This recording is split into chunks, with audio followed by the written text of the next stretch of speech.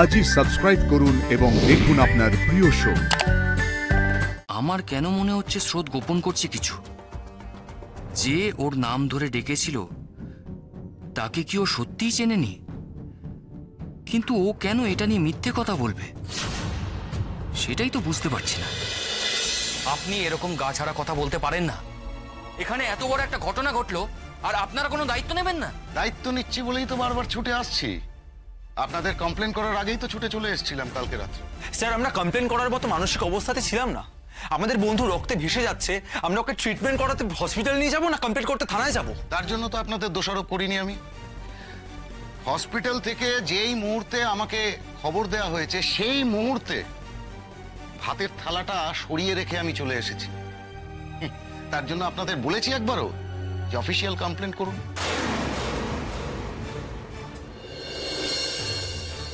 Anyway, এবার আপনি please আপনার জিরাটা একটু বন্ধ রাখুন, না হলে কিন্তু আমি বাধ্য হব আপনাকে বাইরে বার করে দিতে। অফিসার সাতু প্লিজ মাথা ঠান্ডা করো, ওনাকে ওনার কাজটা করতে দাও। Very good. তা ম্যাডাম, আমরা তাহলে আমাদের ওই প্রশ্ন পর্বে যাই। ঠিক আছে, একটু শো।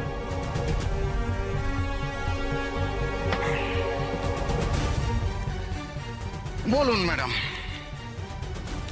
ওখানে কি কি ঘটনা ঘটেছিল?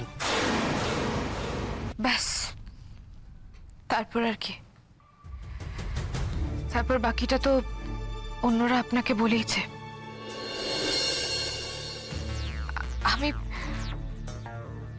আমার এর বিষয়ে কিছু মনে নেই। বাসে ওরা আমাকে জোর করে জাগিয়ে রেখেছিল। আমার ভীষণ ঘুম পাচ্ছিল আর অসম্ভব যন্ত্রণা করছিল। তারপর হসপিটালে এনে ওটিতে ঢোকানোর আগেই হয়তো আমি সেন্সলেস হয়ে পড়েছিলাম। তারপর একেবারে সকালে চোখ খুললাম। তার মানে আপনি বলতে চাইছেন যে আপনি টয়লেটে গেলেন এবং তারপর সেখান থেকে বেরিয়ে এসে দেখলেন যে ওদের মধ্যে হাতাহাতি হচ্ছিল। আমাকে মেসি ভাইয়ের ব্যাপারে সতর্ক থাকতে হবে। ওর কথাটা যেন কোনোভাবেই এখানে না ওঠে।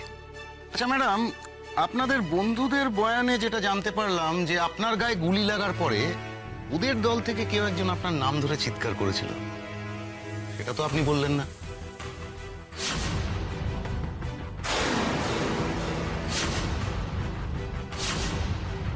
সত্যি তো, স্রোত এটা কেন বললো না? কে ডেকেছিল আপনার নাম ধরে? অফিসার, আপনি যে ঘটনার কথা বলছেন সেটা আমার গুলি লাগার পরের ঘটনা। আর তখন যে ওদের দলের মধ্যে কেউ আমার নাম ধরে ডেকেছিল সেটাও আমি ওদের মুখেই শুনেছি। অনেস্টলি স্পিকিং অফিসার, তখন আমার কানের মধ্যে শুধু ওই গুলির কান ফাটানো আওয়াজটাই ছিল, আর কোনো শব্দ আমি শুনিনি। আর তখন তো আমার বন্ধুরাও ওখানে ছিল, ওরাও নিশ্চয়ই আমার গুলি লাগার পর আমার নাম ধরে চেঁচিয়েছিল। ওদের মধ্যে কারোর শব্দই আমার কানে আলাদাভাবে রেজিস্টার করেনি। সবকিছু আমার কাছে ঝাপসা হয়ে উঠেছিল। ভালো করে ভেবে বলুন, আপনি কি ওই দলে কাউকে চিনতে পেরেছেন? অফিসার, এটা একটা অদ্ভুত প্রশ্ন হয়ে গেল না? আমি যদি ওদের মধ্যে কাউকে চিনে থাকি তাহলে তো আগেই আপনাদেরকে বলে দেবো আমি। আর ওরকম দলের একজনকে আমি চিনবই বা কি করে? আপনারা আমার অতীত ট্রেস করে দেখতে পারেন। আমি কোনোদিনও স্টুডেন্ট পলিটিক্সেও যুক্ত ছিলাম না। তাহলে এসবের মধ্যে আমার চেনা অচেনার প্রশ্ন আসে কি করে? এগুলো পলিটিক্সের দল না ম্যাডাম, এটা হচ্ছে এক ধরনের লুটেরা দল, যারা আদর্শগতভাবে ডাকাতি করছে আর ভাবছে সমাজের সেবা করছে। ওই অনেকটা রবিনহুড টাইপের আর কি। এনিওয়ে, তার মানে আপনি কাউকে চেনেনওনি আর ডাকও শোনেন? না, একেবারেই না। কিন্তু স্রোত, তোমাকে ওরা চিনলো কি করে? তোমার নাম ওরা জানলো কি করে? তোমার নাম ওরা কেন বলবে? হ্যাঁ, ব্যাপারটা খুব অদ্ভুত না? আচ্ছা স্রোত, তোমার কি একটুও কিছু মনে পড়ছে না? সার্থক, আমার কিছু মনে থাকলে আমি ওনাদের কাছে কেন লুকোবো? আমি তো চাইবো আমাকে যারা গুলি করেছে তারা শাস্তি পাক। কেন লুকোবেন? ঠিকই তো, কেন লুকোবে না? তবে অফিসার, আমার একটা কথা মনে হয়, ওই মুহূর্তে ওই দলের কেউ আমার নাম ধরে ডাকেনি। ওখানে তো আমরা অনেকেই ছিলাম, হয়তো তাদের মধ্যে কেউ গুলির আওয়াজে ভয় পেয়ে চিৎকার করে আমার নাম ডেকে ফেলেছে, আর সেটাই আমার বন্ধুরা ভেবেছে ওদের দলের কেউ ডেকেছে। তোমাদের মনে পড়ছে কিছু? না স্যার, আমরা কেউ স্রোতকে ডাকলে সত্য সেটা বুঝতেই পারতো, কারণ ও আমাদের সবার গলার আওয়াজ চেনে। আর তাছাড়া আমরাও সেটা বুঝতে পারতাম, তাই না? কিন্তু আমি বললাম না, তখন আমার কান মাথা ভুবো করছিল গুলির আওয়াজে। আমি কারোর গলা চেনার মতন অবস্থায় ছিলাম না। না রে স্রোত, আমরা কেউ ডাকিনি। যে গুলিটা চালিয়েছিল আমার মনে হয় সেই তোর নামটা ধরে ডেকেছিল। হ্যাঁ, যদিও ওখানে সবার মুখ ঢাকা ছিল, তাই নির্দিষ্টভাবে বলতে পারছি না, কিন্তু আমার মনে হয় সেই ডেকেছিল রে। আর officer, the shooter was a lady.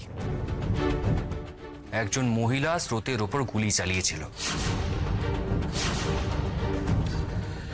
এই মহিলা দিয়ে অপারেশন চালানো এদের খুব কমন ব্যাপার। অভাবের তাড়নায় মহিলা, বাচ্চা, বুড়ো সবাই এদের দলে যোগ দেয়। আচ্ছা, মানে যারা এসেছিল তাদেরকে তো আপনারা কেউ আইডেন্টিফাই করতে পারেননি, তাই তো? না স্যার, পারিনি। আমরা খুব ভয় পেয়ে গেছিলাম, পারিনি আইডেন্টিফাই করতে। সেটাই স্বাভাবিক। আমার কেন মনে হচ্ছে স্রোত গোপন করছে কিছু। যে ওর নাম ধরে ডেকেছিল তাকে কি ও সত্যিই চেনেনি? কিন্তু ও কেন এটা নিয়ে মিথ্যে কথা বলবে, সেটাই তো বুঝতে পারছি না। আপনারা আমার লোকের কাছে বয়ান দিয়ে কলকাতায় চলে যেতে পারেন। দরকার পড়লে কিন্তু ডেকে পাঠাবো। আশা করি কোঅপারেট করবেন। না হলে তো ডক্টর সেনগুপ্ত আমার নামে উঁচু মহলে নালিশ করবেন। অফিসার, আমি আজকে স্রোতকে নিয়ে চলে যাচ্ছি। আপনার দরকার পড়লে আমার সঙ্গে যোগাযোগ করবেন। আমার নাম্বার তো আপনার কাছে আছে। শিওর শিওর ডক্টর সেনগুপ্ত, আপনার নাম্বার আমার কাছে আছে। আর ম্যাডাম, আপনি চোখটা বন্ধ করে না ভালো করে আরেকবার অ্যাকশন রিপ্লেটা ভাবুন তো। দেখুন আবার যদি কিছু আরো যদি কিছু বেরিয়ে আসে আপনার চোখের সামনে আর কি। আসি, ওকে?